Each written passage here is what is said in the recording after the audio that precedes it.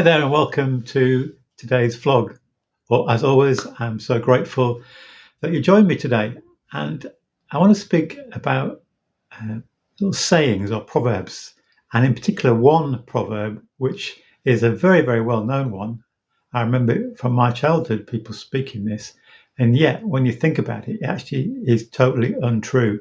And it's this one: sticks and stones may break my bones, but words will never hurt me. In other words, it's saying, look, you can hit me with sticks and stones, that would be really hurtful, but if you throw words at me, no problem. Actually, that's totally untrue, isn't it? Because yeah, sticks and stones do hurt, but actually words can potentially be far more damaging to us.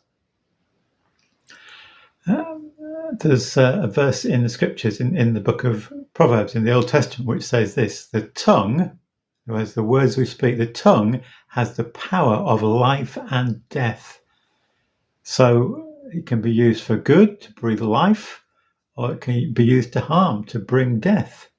It can be used to build up or tear down, to sow seeds of hate or of love, to speak words of bitterness or of blessing, of complaining or compliment. We all know that our words can be very, very powerful and have a powerful effect on another person. I'm just going to show you in a minute a book I've been reading, but first tell you, last weekend Sue and I were able to visit some friends of ours in the beautiful town of Scarborough, one of my favourite places. In fact, we spent the weekend there, got a special deal, and stayed in a hotel in Scarborough. While we were there, we visited some friends of ours, and as part of the conversation that we had with them, we had a really good time.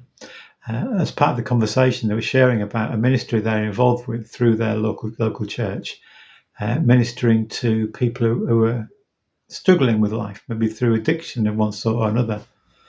And it just so happened that they mentioned one particular man who really struggles with life.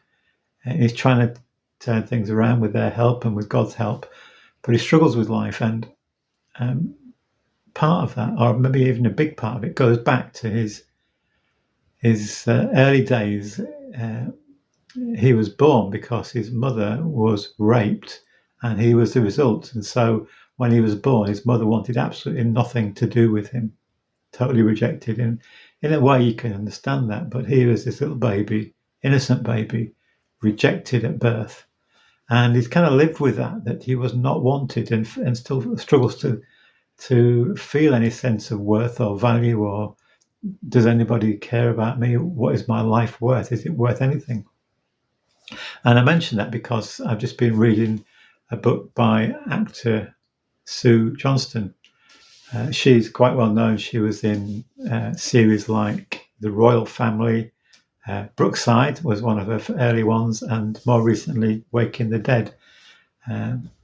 So she's quite a well-known actress or actor, and that's her autobiography, and she tells how her mother, when Sue was a child, she's an only child, her mother used to often tell her, "We really wanted a boy. You should have been a boy."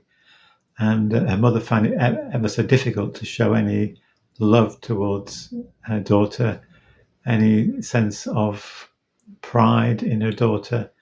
And Sue, although that relationship with her mother became better over the years, she still lived with that sense of lack of self-worth, of feeling inadequate, and lived times with depression. And so those words spoken by her mother had a powerful effect, negative effect on her, and to some extent still does. And so really the point of what I've been thinking about, what I've been trying to share really, is the power of our spoken word to build up or to tear down. And I try to always succeed to speak positive words, helpful words, encouraging words.